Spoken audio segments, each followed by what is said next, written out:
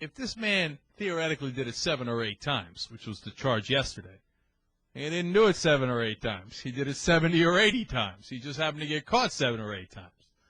And today we find out, of course, he did it 70 or 80 times. He'd been doing it for over 10 years, back when he was Attorney General, too. In sum, he spent $80,000 on prostitutes. And that's at a minimum. That's what we know, okay? So my guess is he probably spent a lot more than that. Dude, that's a lot of money, man.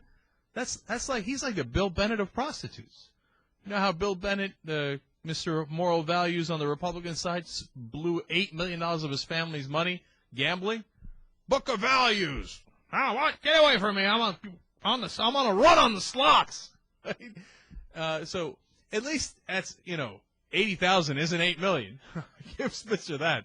But if I'm his wife, I'm thinking, how could you do that to me? And $80,000, you owe me, bitch. Okay, like, pay up. If we're getting divorced, you're giving me that $80,000 first, and then we're gonna have a conversation about everything else. Okay. All right.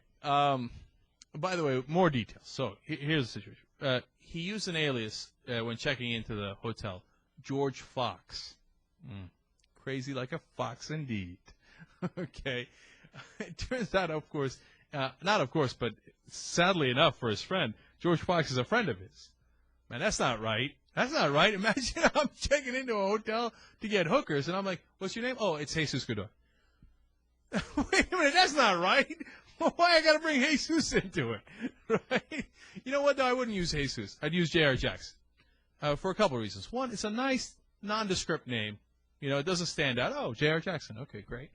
And number two, he's the Reverend. Nobody would assume that J.R. would do anything wrong.